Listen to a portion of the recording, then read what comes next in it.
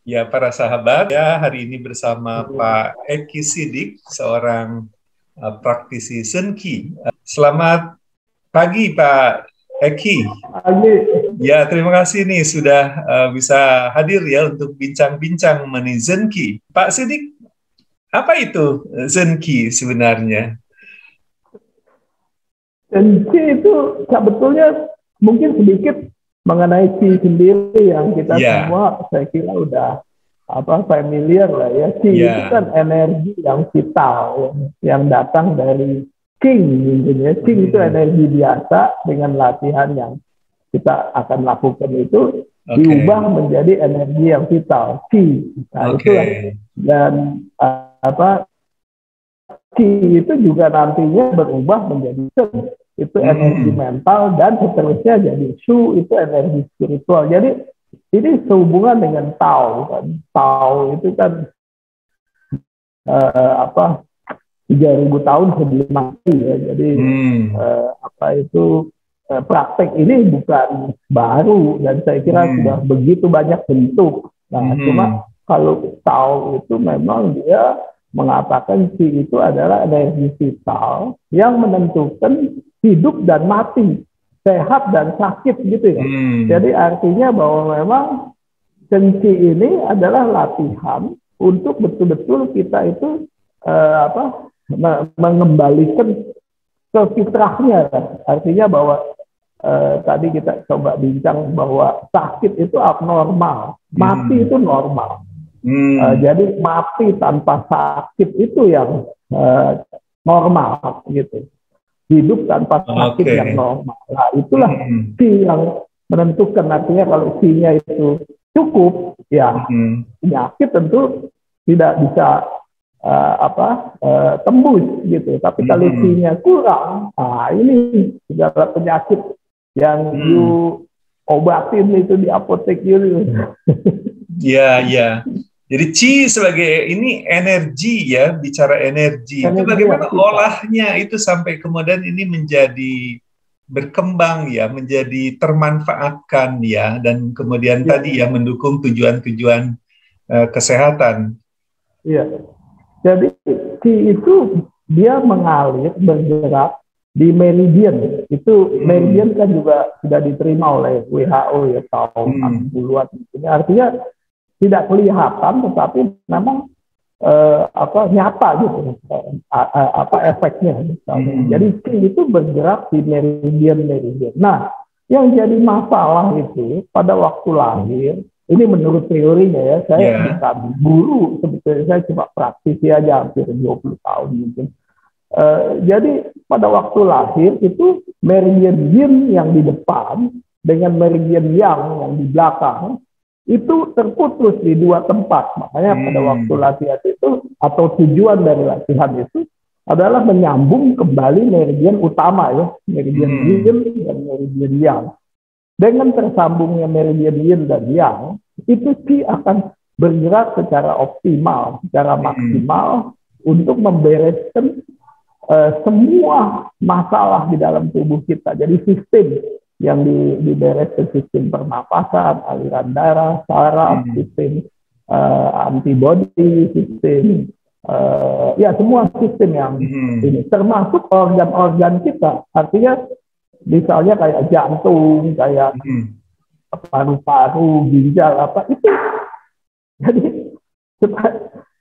ini badan ini betul-betul yang dinamakan self healing ya, Hmm. mesin yang sangat canggih gitu. Jadi ya seperti yang diketahui juga, kita ketahui bersama, obat atau prosedur itu Hmm. kan cuma membantu badan menyembuhkan dirinya sendiri kan gitu. Nah ini Ya. Qi yang mengalir di meridian-meridian yang utama yang kita Hmm. usahakan itu adalah mengalir di Hmm. meridian utama, meridian yin dan yang akan Hmm. membuka semua sumbatan-sumbatan di meridian-meridian lain. Dan Hmm. sebagaimana yang kita ketahui, sakit itu karena Qi yang memang kurang atau Hmm. tersumbat. Itu aja. Hmm. Hmm. As Baik, simple baik. as that. Nah, ini konsep mengenai tadi Qi, terus kemudian meridian. itu sudah diteliti ya di dunia kedokteran ya dan mendapat pengakuan Pak Eki. Iya. Dan Profesor Li Xiaobo yang slide-nya juga ada itu, kalau dilihat sendiri aja Chen-Chi Yunqing di di Google juga ada. Dia yang mempopulerkan kembali, bukan menemukan. Yang ini udah dari tahun urusan 2000 tahun lalu, tapi dia jasanya Profesor Li Xiaobo membuat core, membuat program dalam 50 jam untuk 2 minggu. Jadi rata-rata 4 jam 1 hari. Kalau sekarang malah lebih cepat, orang itu nggak sampai 50 jam, udah tersambung, istilahnya tumpuan itu meridian yin dan yang. Tapi kalau dia turun melalui bawah pusat yang pusat bawah ini ya, ini atau apa. Nanti dia turun ke dubur, naik dari meridian yang di belakang sampai kepala. Nah, dari sini kalau turun, itulah sudah terjadi, sudah tercapai penyambungan kembali meridian yin dan yang, sehingga Qi itu akan bergerak dengan lancar. Jadi Qi ini punya kekuatan dan punya kecerdasan. Kita cuma sekedar menaruh dia kembali dengan konsentrasi. Di ulu hati itu ya, pusat di tengah, istilahnya pusat tengah, pusat bawah, dan pusat di atas kan gitu. Sehingga semua itu nanti akan hidup dan mengalir Qi-nya di situ. Nah, Qi ini dengan kecerdasannya, dengan kekuatannya, dia akan pergi ke tempat yang dibutuhkan. Jadi kita tidak usah mengarahkan. Dia udah tahu sendiri, istilahnya kita itu cuma buka pintu, buka jendela supaya udara segar, angin itu masuk. Nah, malah jangan diintervensi dengan pikiran kita, ini apa ya, bagaimana ya. Jadi Qi itu akan dengan sendirinya akan bergerak, malah sebelum meridian yin dan yang tersambung, dia juga akan langsung pergi ke tempat-tempat yang dibutuhkan pada saat terkumpul. Jadi kita itu sebetulnya cuma 2 step lah, mau katakan 3 step. Step pertama pada waktu buang nafas kita perhatikan. Ini omong saya kepanjangan, saya campur aja. Iya, nggak apa-apa. Tapi terserah paham untuk menyimpulkan. Jadi Jadi sebetulnya step itu cuma 2 atau 3 lah. Katakan pada waktu buang nafas, perhatikan ulu hati. Cuma itu aja. Jadi Qi itu akan berkumpul di ulu hati.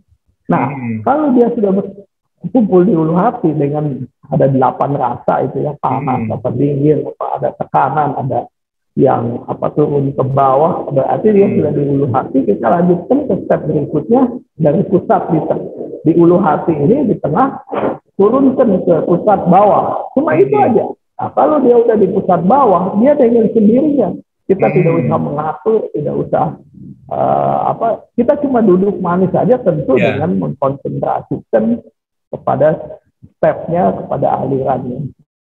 Biarkan itu akan melakukan tugasnya. Dan seperti tadi dikemukakan, itu Profesor Li Xiaobo membuat program 50 jam dalam waktu 2 minggu itu. Jadi rata-rata 4 jam. Menurut statistik cuma 5% yang tidak nyambung tumpuan itu, yang perlu waktu lebih lama karena sakit atau apa. Jadi simple begitu aja. Nah, sekarang mungkin orang itu nggak perlu 50 jam, mungkin nggak tahu kenapa 30 jam atau malah 20 jam. Anak-anak muda terutama itu ya, karena anak muda lebih cepat dari orang tua, perempuan lebih cepat dari laki. Itu memerlukan waktu jauh di bawah 50 jam untuk menyambung. Tapi itu dia. Nah, kalau udah tersambung, yang dikatakan itu misalnya dalam 20 jam atau 30 jam. Nah, itu tinggal memang disesuaikan dengan kebutuhan. Kalau cuma maintenance 1 jam, 2 jam, 1 hari udah lebih dari cukup. Artinya saluran ini di-maintain ya, supaya tetap dia lancar, tetap dia berfungsi begitu. Tapi kalau sakit seperti Titi Puspa itu yang ngajar Agnes dan si Agnes itu. Jadi misalnya stadium 3 dia S3 atau berapa. itu kan dia melakukan berapa 5 jam atau 6 jam sehari. Ya itu kalau udah stadium 4, stadium akhir misalnya, Ya, itu untuk kanker ya? Ya, kanker, sakit kanker ya? Semua stroke, jantung, ya. Asal bisa melakukan ini pasti sembuh. Nah ini karena saya bukan guru, saya bisa bilang pasti sembuh. Karena yang diurus itu adalah sistemnya. Sistem kita punya saraf, sistem kita punya aliran darah, sistem pernapasan, dan organ-organ tubuh. Bagaimana caranya untuk membereskan organ tubuh? Kecuali ya obat atau prosedur yang sebetulnya cuma membantu badan membereskan, menyembuhkan dirinya, self-healing itu. Ya. Nah, yang pasti kan dukungan penelitian ilmiah itu sudah ada dan pengakuan ya dari otoritas kesehatan tertinggi seperti WHO itu juga sudah didapat ya mengkonsepsi Zen Qi ini ya, terutama berkaitan dengan Qi-nya itu dan meridian. Ya betul. Oke. Bukan Qi-nya, bukan ya, tapi Qi-nya ya, bicara Qi dan konsepsi berkaitan dengan meridian. Oke, ya, baik. Seperti akupuntur. Ya, ini ada waktu untuk mungkin nanti bisa diperlihatkan peragaan singkat atau praktek singkat ya bagaimana Zen Qi ini dilakukan sambil duduk. Karena kan bisa juga sebenarnya sambil berdiri, bisa sambil berbaring bahkan ya. Iya. Ya, tapi yang praktis sebenarnya duduk ya. Duduk itu yang paling sederhana. Yang paling sederhana, iya. Itu yang. Tapi kalau sila tentu lebih grounded ya kalau kita bisa bersila, silahkan gitu. Tapi paling tidak dengan duduk di kursi, ya. Dan seperti yang dikatakan tadi, memang ada pose untuk orang sakit yang tidur baring ke kanan misalnya. Ya. Tetapi yang paling penting itu kan cuma form aja, bentuknya ya. Tapi yang paling penting bahwa kita tidak mengintervensi Qi itu dengan pikiran kita. Itu aja yang paling utama itu. Oke, baik. Anyway, jadi sebetulnya kaki itu jarak antara dua lutut jangan terlalu renggang dan terlalu rapat, cuma itu aja. Artinya yang tegap tapi rileks. Kuncinya itu tidak ada ketegangan. Ya, dan kepala agak tunduk sedikit, kemudian mata boleh tutup. Yang penting lidah itu ditaruh di atas, ditempelkan secara lunak di antara langit-langit yang keras dengan yang lunak. Nah, di situ ada 2 titik akupunktur yang kalau disentuh akan merangsang air liur keluar gitu. Nah, air liur keluar ini yang mengandung enzim ini sangat baik untuk kita ditelan gitu. Nah, kalau belum keluar air liurnya agak ke belakang lagi ujung lidahnya itu. Jadi itulah yang sebetulnya dilakukan, dan yang penting pada waktu buang nafas. Jadi nafas itu semua kan alamiah, ya. Tidak ada tidak ada paksaan, tidak dihaluskan, tidak dipanjangkan, tidak diturunkan ke perut karena nanti dengan sendirinya akan terjadi nafas perut gitu. Tetapi yang paling penting konsentrasi kita pada waktu buang nafas, kita perhatikan ulu hati. Itu aja. Jadi itu step pertama, buang nafas, perhatikan ulu hati, dan sampai kita merasa bahwa ada sesuatu. Karena Qi itu energi, ada panas atau dingin, ada 8 rasa kalau teorinya. Ada tekanan atau ada yang turun, gitu. Kita tahu bahwa itu berarti step pertama sudah selesai. Baru step selanjutnya setelah dari ulu hati kita coba untuk turunkan ke bawah. Ini pusat tengah diturunkan ke pusat bawah. Pusat bawah itu dikatakan kundalini dan lain-lain nama. Tapi Qi itu akan mengalir di meridian Yin yang di depan dari pusat di tengah sampai ke meridian depan. Dia turun melalui dubur, naik lagi melalui punggung, kepala, dan turun ke depan. Itulah tumpuan itu di situ. Pada saat dari kepala turun kembali ke sini, itulah yang dikatakan tumpuan. Nah, kalau kita udah, dan biasanya pada saat tumpuan itu karena Qi itu membawa oksigen dan darah ke kepala sekaligus banyak, itu mungkin ada reaksi sampai endorfin keluar, ada yang ketenangan, kedamaian, sukacita, dan selanjutnya. Tidak mesti lah setiap orang, tidak penting juga lah, tetapi yang mutlak memang tumpuan itu harus kita capai dalam waktu kurang dari 50 jam. Karena itu ininya dia punya resepnya kan gitu, seperti you masak air 5 menit, tapi kalau you lakukan 1 menit, nggak akan matang gitu. Jadi kita tumpuan itu satu keharusan, kita harus lakukan itu. Setelah tumpuan itu, ya itu tergantung kebutuhan. Jadi seperti tadi 1 jam atau 2 jam udah cukup. Tapi tumpuan itu harus kita capai dalam waktu, ya katakanlah 50 jam, saya kira terlalu lama. Mungkin 30 jam sekarang dalam waktu, ya berapa hari? Mungkin 1 minggu, 4 jam sehari. 4 jam juga tidak usah terus-menerus ya. Di 1 jam. Waktu-waktu yang baik itu, karena ini tahu kan alam ya. Jadi 5-7 pagi, 11-1 siang, 5-7 sore, 11-1 malam. Tapi setiap saat juga adalah baik gitu. Dan kalau kita tidak bicara, boleh dibiasakan lidah taruh di atas dan kita perhatikan aliran Qi itu. Sehingga itu bisa dilakukan setiap saat. Karena sebetulnya Qi itu kan akan mengalir 24 jam sehari.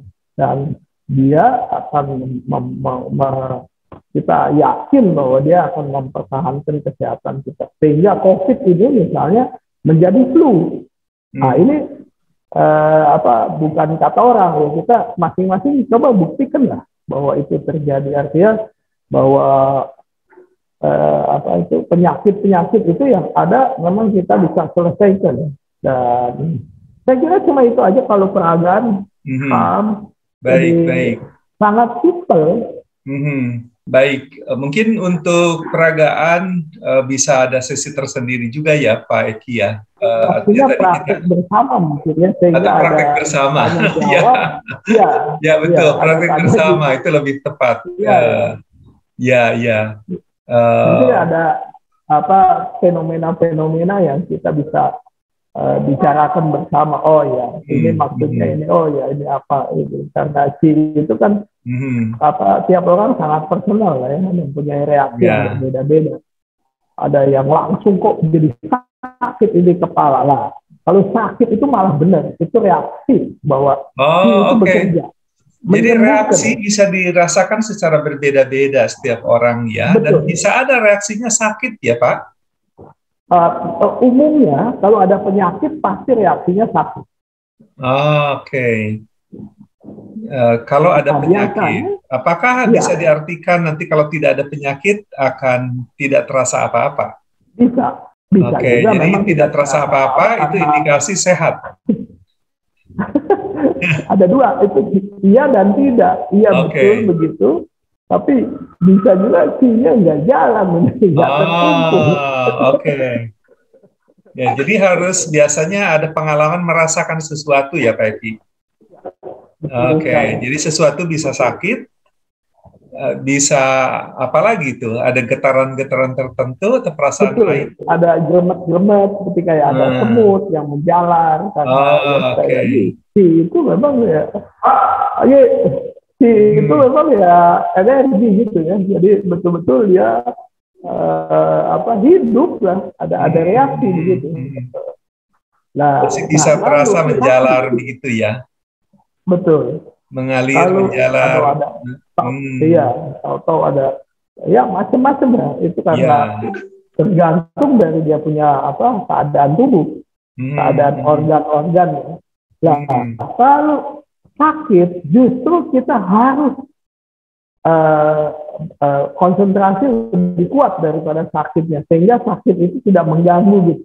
Karena kita harus membiarkan Ki melakukan tugasnya dengan baik, melakukan tugasnya dengan optimal, melakukan tugasnya dengan maksimal. Jangan diintervensi. Kalau kita stop, biasanya sakitnya juga stop. Tapi tidak ada pengobatan jadi. Karena itu kan pengobatan. Bentuk sakit yang dirasakan itu apa? Pening, sakit itu bentuknya apa tuh? Tergantung dari lokasinya. Memang kalau di kepala bisa aja jadi sakit kepala, tapi bisa juga misalnya kalau ada gangguan di lambung, ya kok jadi sakit di lambung. Sakit di lambung ya. Iya.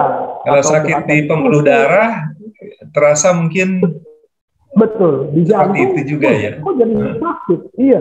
Jadi biasanya pada umumnya kalau ada penyakit memang reaksinya sakit. Nah, reaksi sakit itulah yang kita harapkan. Sebetulnya bukan kita harapkan, artinya reaksi yang normal, ya.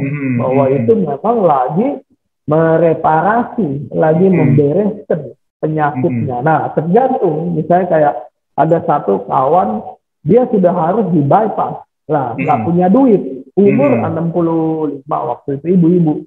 Nah, saya bilang duduk minimum 6 jam. Nah, dia duduk hari pertama aja 10 jam karena udah parah, udah jalan susah, sudah ada moon face gitu ya, bengkak ya, muka bundar gitu ya, badan pada sakit semua. Nah, dia lakukan itu.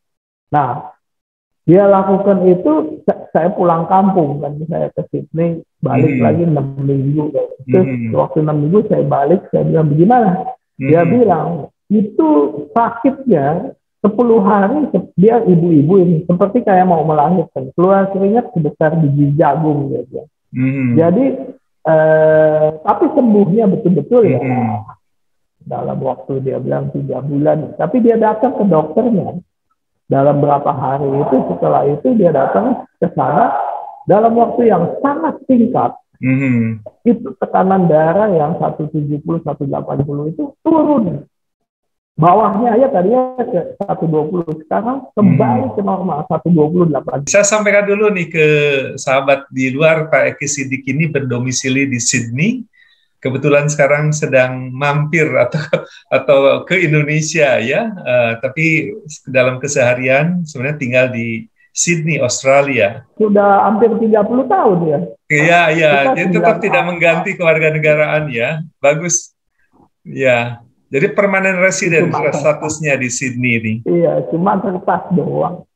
Oke, jadi bolak-balik Sydney Indonesia ya, tapi tetap mencintai Indonesia lah ya, dan tidak mau merubah kewarganegaraan. Iya, bagus, Pak Eki. Ya, terima kasih nih atas bincang-bincangnya. Kita mungkin ketemu di praktek, mudah-mudahan bisa latihan bersama. Sekali lagi terima kasih, salam sehat. Saya yang terima kasih, Pak, kasih kesempatan omong-omong di dalam punya forum yang biasanya itu orang-orang ya luar biasa lah. Kalau ini kan hal yang sangat biasa disampaikan oleh orang biasa lah. Ini luar biasa, Pak Eki.